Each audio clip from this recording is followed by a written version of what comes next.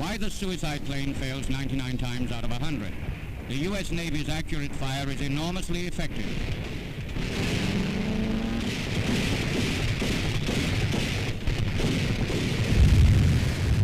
Os kamikazes. O Japão sempre teve sua história marcada por tradições milenares. Crenças forjadas sobre um intenso código de lealdade e honra foram levadas ao extremo no final da Segunda Guerra Mundial, com os famosos e desastrosos kamikazes. Durante o predomínio do feudalismo no Japão, do século XII ao século XIX, os samurais, nobres soldados, eram tidos como guerreiros magníficos, disciplinados sobre um rígido código de moral e conduta, o Bushido. O Bushido era sustentado por 7 princípios básicos: a justiça, a coragem, compaixão, respeito, honestidade, lealdade e honra. Entretanto, com a entrada da dinastia Meiji, os nobres guerreiros perderam espaço político e militar.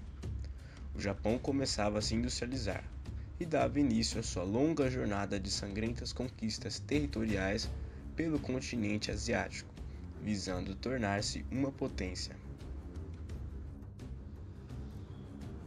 Mesmo com o afastamento dos samurais, o legado de honra e lealdade deixado por estes ainda se encontrava intacto, incrustado no coração de milhares de japoneses que lutaram na Primeira Guerra Mundial.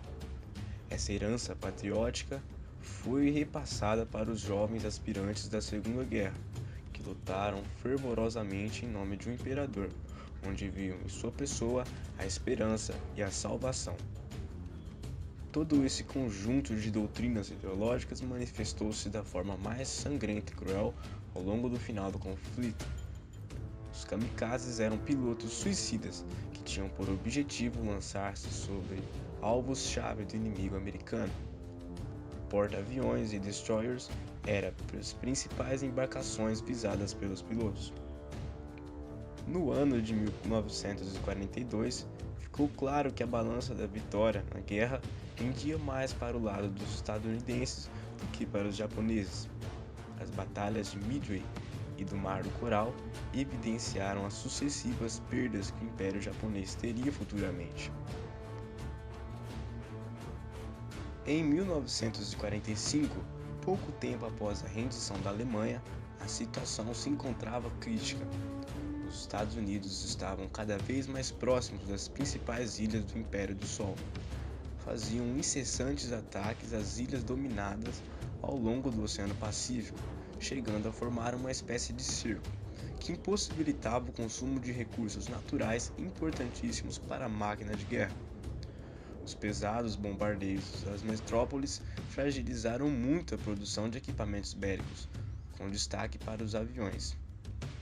A única saída que impedisse a derrota humilhante foi sugerida pelo almirante Takejiro Onishi, considerado o inventor da ideia de ataques suicidas à marinha americana. A proposta foi aceita pelo imperador Hirohito, levando milhares de jovens ao sacrifício.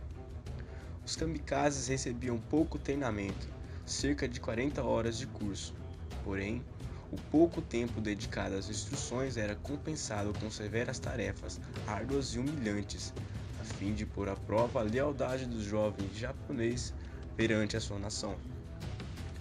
Os pilotos eram submetidos às condições desumanas e muitas das vezes recebiam torturas quando não executavam com sucesso determinada tarefa. O processo de seleção dos mais aptos ao suicídio também era rigoroso e poucos conseguiam ser aprovados. Por mais simples que fosse o objetivo, o trajeto dos caças japoneses até as embarcações estadunidenses era marcado por infinitas possibilidades de erro. O mais comum era que antes mesmo dos aviões se chocarem contra os navios, estes eram abatidos ou por mísseis ou caíam no mar por conta da má pontaria dos pilotos. Ao menos 2,5 mil kamikazes morreram na Segunda Guerra Mundial. Seus ataques provocaram outras 5 mil mortes por parte dos marinheiros americanos. No total, 47 navios foram afundados, dentre embarcações e destroyers. E assim termina a triste história dos pilotos suicidas durante a Segunda Guerra Mundial.